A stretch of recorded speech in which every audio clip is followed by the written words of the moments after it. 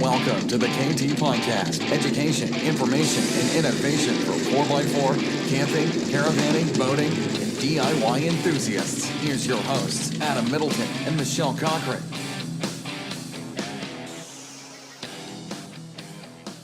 Welcome to the KT Cable Accessories Podcast. In this day and age, podcasts are certainly becoming a popular way of educating ourselves, and our aim within our podcast series is to add value by answering commonly asked questions in relation to auto electrical products. Our first series of podcasts are focused around a very fast-growing market, which in this case are solar panels. Solar panels over the years have increased dramatically in the marketplace through education with easy access information, allowing consumers to choose the right solar panel for the right application. There are also, however, very many myths in the marketplace, and as mentioned, we are here to provide what we can to better assist you in making the right decision. I also have with me today Michelle Cochrane, the KT Cable Accessories Marketing Manager. Welcome to our first podcast. Hi everyone, thanks for listening. We realise that time is becoming more valuable for people and it is important to provide information source that people can tune into at any time. Whether you're behind a computer or on your daily commute to work, podcasts can certainly fit into your day. We understand that not everyone is an expert in auto electrical, and in this podcast we focus on answering 5 most commonly asked questions around 4x4, marine, automotive and electrical products to help you learn more. Our resident expert in solar is Greg Lukey, or GL as we like to refer to him to, and we're certainly very proud to have GL as a part of the KT team, and through the series of podcasts, GL will be educating us in solar and the values of solar, and welcome to the podcast, Greg. Yeah, hi Michelle, Adam, great to be here. Well, we're going to start off with, I suppose, one of the commonly asked questions, and certainly one I'm looking forward to hearing, is what actually is solar energy and how does it work? Greg. Well Adam, most listeners may be familiar with the sticker on the side of their meter box at home, which has the 2 white letters PV. That stands for photovoltaic. Photovoltaic is a natural phenomena where sunlight or daylight creates DC electricity from the sun, and we use that and capture it to charge batteries. The phenomena photovoltaic refers to solar panels. Solar panels have been around a long time. First seen when they devised them to power up light sensors on cameras in the late 1800s. Fast forward, it made its way into outer space, and in the 50s into smaller modules to charge batteries, and that's where we come in. And Greg, can you tell us the difference between monocrystalline, polycrystalline and amorphous solar panels? Yes, 3 interesting different manufacturing processes. The monocrystalline is made from a solid crystalline ingot where it's shaped and they create cells. That's the word you get, mono. The polycrystalline, another word for that is multicrystalline, is where they get multiple crystallines of silicon and they actually melt them and weld them together to form a solar panel. Amorphous is another style of solar panel which is slightly a different manufacturing process, normally associated with thin film cells. The amorphous panels have an incredible degree of high radiation, so very much chosen in northern Australia up near the Northern Territory. Polycrystalline and monocrystalline have 2 separate makeups of footprint. Mono is the smaller panel with the same efficiency. Polycrystalline is the larger panel with the same efficiency. It's all about real estate. So what panels do you currently see commonly in the marketplace? Monocrystalline rules... In the 12-volt market, that is. In the 12-volt market, and also housing, Adam, is monocrystalline. It's come a long way in a very short time. It commands 90% of the market. It actually is a very efficient panel with smaller dimensions, and the main thing about monocrystalline is substantially cheaper and is the most preferred option. So, based on that, how are solar panels rated? Are they rated by size, application, and how do we calculate the size and power of a solar panel? Universally, all solar panels are graded by watts, or what we call WP, watts power.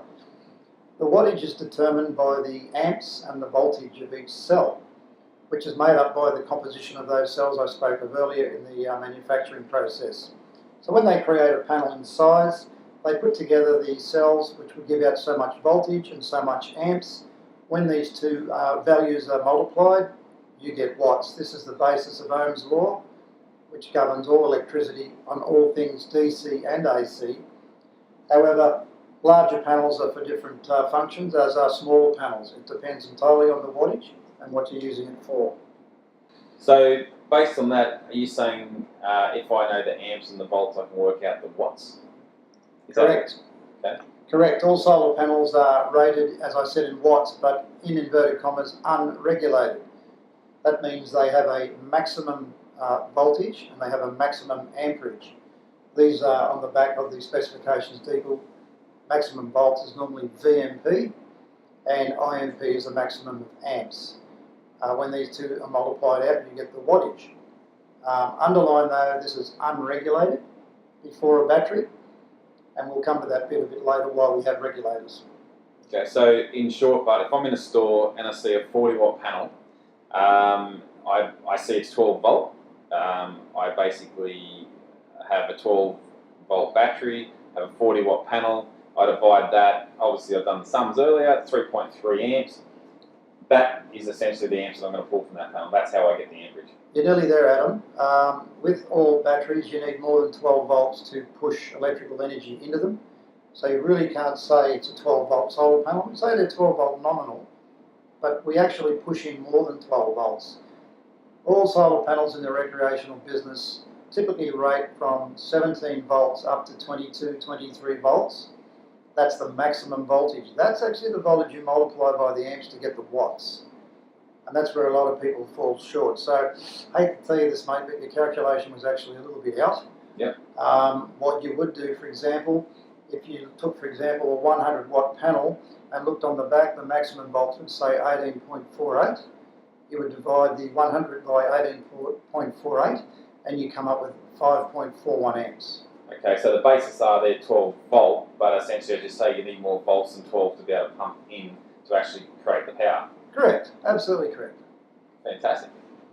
So we know that multiple panels can be connected together for more power. Can you give us an explanation of this?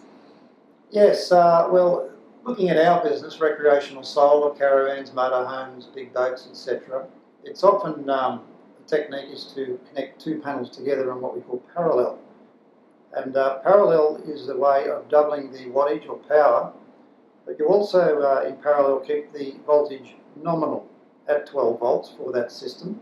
But when you do a parallel fitting, you actually double your amperage. So it's very, very advantageous in the auto and marine game to use multiple panels. Parallel is the most important and most commonly used wiring configuration, because when you put two panels together you double the amps, when you put three you triple, and on a big caravan motorhome you put four panels, you quadruple your amperage but maintain the voltage. It's an exceptionally very good way to do things. So that's for your average user who's going away camping for a week, who's obviously drawing a lot of current, or a lot of amps. Yeah, correct, yeah. And you know, there is a different part of this question I think you're about to ask me is what's the difference between parallel and series. Spot on. But we also use these two different wiring configurations in our business. So would you like me to go on to that? Yeah, well, certainly it's a question I get asked often. Obviously, what is parallel and what is series? I was certainly quite confused about that myself a while back, and I know you're speaking to a lot of people. Understanding the difference, as you touched on there, how you get the amperage and how you get the volts, how you get the watts. Yeah. So if you could explain that, that'd be great.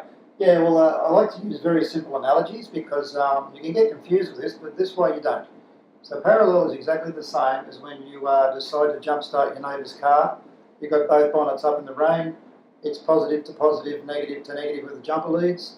That's a parallel connection. And the nominal voltage remains at 12 volts, so long as both vehicles are 12 volts. Series, here's a great way to know how series works, is the common household torch. Picture the big black Magnum torch a police officer points in your face. That's got up to 6 1.5 volt batteries, all sitting on top of each other, but it's connected negative to positive all the way through where you end up at the globe at 9 volts. Yeah, that's good. You're buying 6 times 1.5 volt batteries, but you end up at 9 volts. That's a series connection. Why would we use it in the automotive business? Common configuration is only 2 panels in series, because 12 plus 12 is 24. This would be for a 24 volt truck, a bus, a boat, or a common bus that footballers go away on trips on is the Toyota Coaster or the Nissan. You put two panels together in series. The only difference is the amperage is maintained, whereas in parallel, the voltage is maintained and the amperage doubles. It's quite simple when you look at it that way. And just while you're on the subject of panels mounted in parallel, so if I had a 40 watt panel and I was wanting to say put another 20 watt panel in parallel to that, how would I go about that? Is it even worth it? Well, you know what, I get asked this a lot and the answer is yes and no. Yes, it can be done, and no, I don't advise it. The reason is when you connect two panels in parallel of different voltages, what happens is because voltage runs from high voltage to low voltage, the voltage drops automatically to the lowest voltage panel. So there's two problems here. You're not really getting any efficiency by having these two panels of different values, and the other thing is you're paying more for the bigger panel. Yeah, okay, The makes sense. rule of thumb is to match your panels, not only in voltage and amperage, which is quite simple. If you had two next to each other, say they were two 80 watters or 100 watters, but if you really want to do a good job, match the manufacturer, because essentially some panels of the same wattage have slightly different characteristics in volts and amps. Remember, the volts and amps multiplied by each other equals the watts. That's the end result, but we still would like to match the amps and the volts to get to that wattage power. Okay, so say recommend you use the same manufacturer panel. Yeah. Same watts. You can put different panels of different value on a roof, but it really mathematically and electrically makes no sense. You're pulling down to the lowest value, and by the way, when you do that in series, it comes down to the lowest amps. Yeah, makes So sense. let's just match up what we do, and the job will be perfect. And I suppose typically when you do see a qualified electrician fit these things, that's obviously why you do see panels that are typically the same rating or the same size. You generally don't see a mismatch of different sizes all over a couple No, of it's cars. very rare, and people do it because they get a panel for free, and they want to make use of it, and you've got odd panels which plays up all the way down the circuit. Fantastic. Well, that was 5 questions with GL. There might have been a few other questions in there as well, but we certainly take the opportunity while we can.